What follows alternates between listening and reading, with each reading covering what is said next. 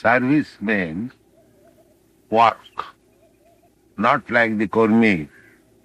Kurmi or anyone is working with some taste.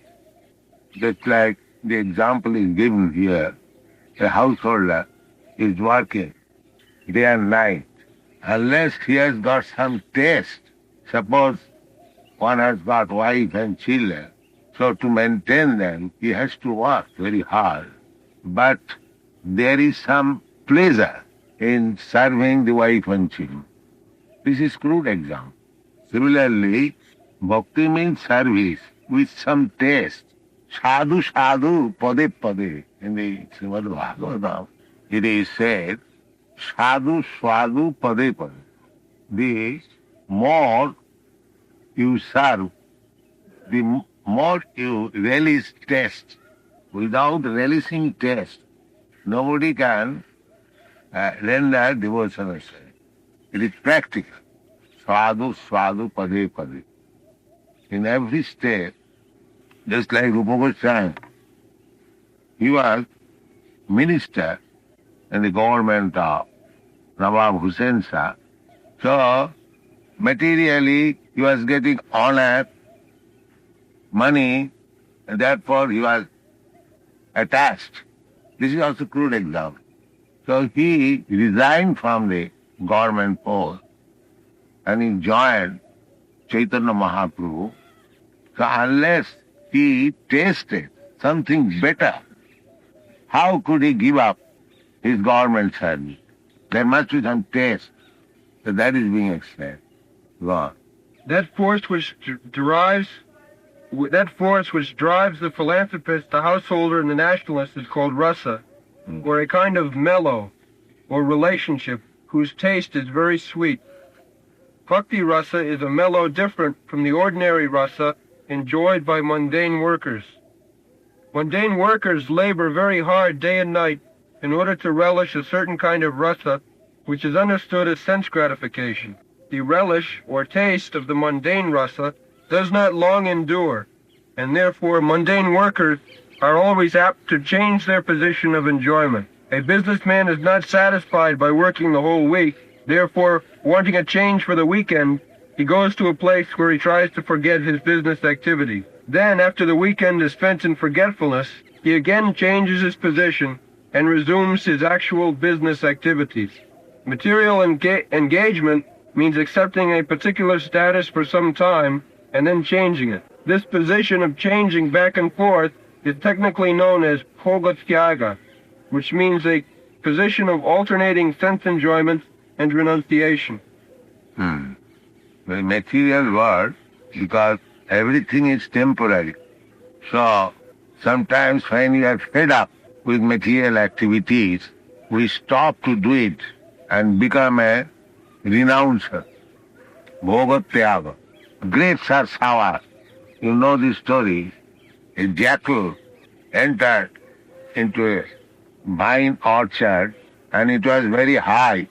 He began to jump to get the grapes, but when he failed, he said, "Oh, these grapes are sour." It is, the Kurmis are like that they work very hard, but they cannot relish any permanent happiness. That is not possible. Therefore, they give up. Brahma Sattva Jagan Mithya. They give up this worldly activity as called Jagan Mithya. But they do not relish anything. Actually, they do not relish what is Brahma Sukh. Therefore, again they fall down. Many, the Jnani sannyasis, they give up this world as Jagat Mithya. This world is false. They take sannyas. Then after working for some time, they again take to political activities, philanthropy activities. They see that the people are suffering for want of education, for want of food. So let me engage in providing food, shelter, education. But this education, food problem is there in the material world. The Mayavadi sannyasis, if they think that this world is false, why he is agitated by the sufferings of the Lord. It is false. The thing is that in the spiritual field, because they have no engagement, advanced engagement, so this so-called sannyasi, Brahma Sattva, Jagan Mithya, and in the Srimad Bhagavatam, Arujya Kritsena Parang Padam Tato Patanti Adha. Brahma Sattva Jagan Mithya. Jagat is not Mithya.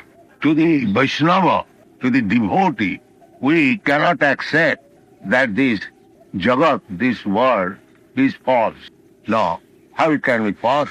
Suppose you enter in a very beautiful garden, very nicely trained, so many nice flowers, buildings, everything is there nice.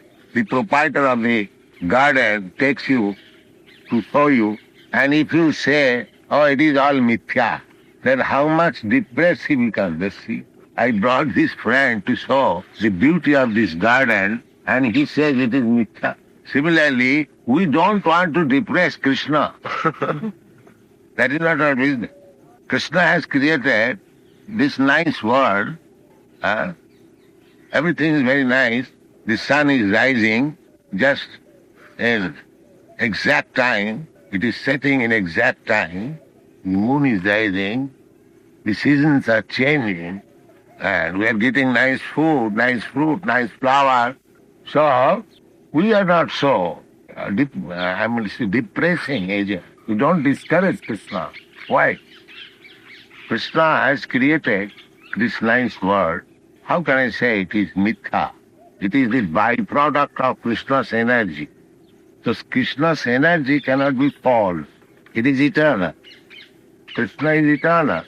Krishna says in the Bhagavad Gita that this material world, Bhumi Rapo, Anala Vayu, Khang, Buddhi Manorivat, Bhinna me Prakriti Astadha. These are 8 kinds of separated energy. So Krishna's energy, Krishna is truth. So Krishna's energy is also truth. Because from truth, false cannot come. If Krishna is truth, this energy is also truth. But it is not false. Therefore we do not accept this Mayavadi theory that the world is false, Jagan Mithya. We say that Brahma is Sattva and this world is also Sattva. The difference is that a devotee relishes a particular type of mellow rasa in this material world. But those who are not devotees, they do not feel any relish from this material world. They feel for some time, but when it becomes stale in their taste, they say it is false.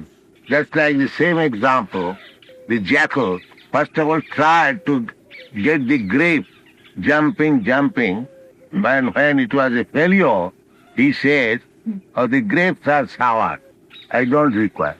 So, except devotee, the non-devotee, the convinced jnanis, yogis, they actually do not relish the sweetness of the creation of Krishna. Therefore, Bhagavat says, Jenneru bindakha vimukta manin.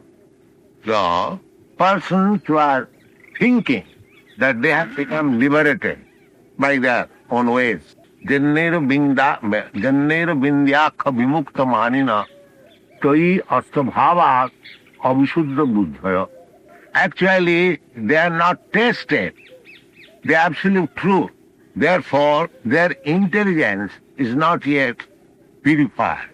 Avisuddha Buddha.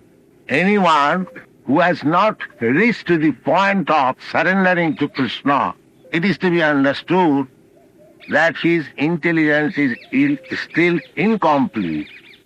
In the Bhagavad Gita it is said, Bahunam janmanam ante jnanavan mang prapadat. Actually, one who is wise, actually, not falsely. Then, after many births of struggling in karma, jnana, yoga, he surrenders to Krishna. When he actually becomes wise. Jnanava. And there is a Bengali verse, Krishna ji bhaje se vara chatur. Unless one is very wise and intelligent, he cannot become a devotee of Krishna. The first class, intelligent class, he surrenders to Krishna, just like Arjuna. Arjuna, after understanding Bhagavad Gita, he replied to Krishna, Karishye vachanam tam. Yes, I'll do. In the beginning, he was posing himself as a very nice man, renounced. My dear Krishna, the other side is my brother, my grandfather, my teacher, Dronacharya, my nephews, my son-in-laws, all my relatives, so I do not wish to fight. Let them enjoy. That was Arjuna's decision in the beginning, and thus Bhagavad Gita was taught to him. But after teaching Bhagavad Gita to Arjuna, Krishna inquired from him, now, what is your position? Your illusion is over or not? What you have decided to do now? He said, yes, my illusion is over. Karishye vachanam tam. What you are saying, I shall have. This is Bhagavad Gita. Understand? Sarva dharman parityajya mam ekam shरणं.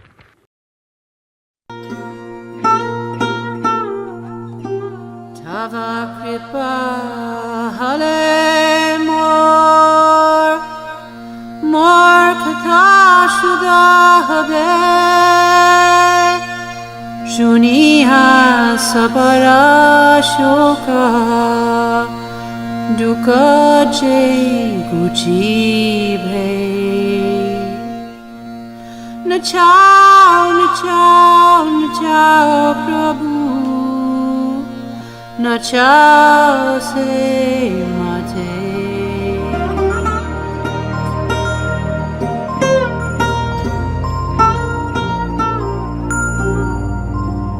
Bhakti Vedantanam Ebe Sartha